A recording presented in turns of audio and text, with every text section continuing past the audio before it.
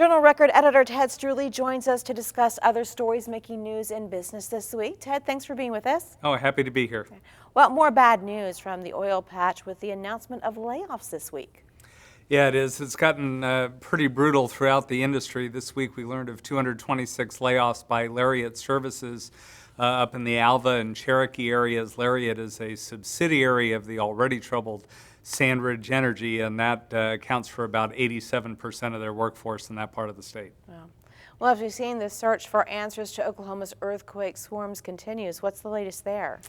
Well, as you talked about earlier in the newscast, legislators and residents are trying to find ways to do something about the problem. There was a second lawsuit that was filed in Logan County, very similar to the one you mentioned earlier.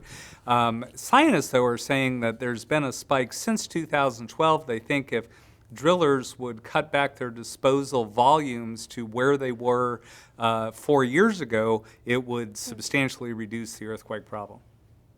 A proposed settlement over the Tar Creek site is meeting with some resistance. What's the story? Well, the Quapaw tribe is unhappy with a proposed $15 million settlement. $10 million of that would come from companies that may have contributed to the problems in Pitcher. The other $5 million would come from the government. The Quapaw tribe says that's not nearly enough money to take care of the problems they're facing. In the medical arena, we've learned that Integris physicians are now affiliated with the Mayo Clinic. What does that mean for healthcare? Well, it's good news for patients at Integris here. It's going to allow patients to get a second opinion from doctors at the Mayo, to talk to them via Skype or other teleconferencing methods. It's also going to allow Integris physicians to consult with those at the Mayo Clinic when they face particularly challenging cases. Over in Grady County, residents are headed to the polls next month. What are they going to be voting on?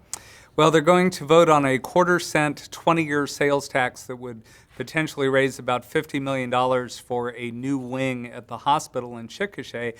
That hospital has really been beleaguered. They've had services forced to be cut from the health department because of problems they've had with that aging facility. This would help correct some of that if it's passed by voters.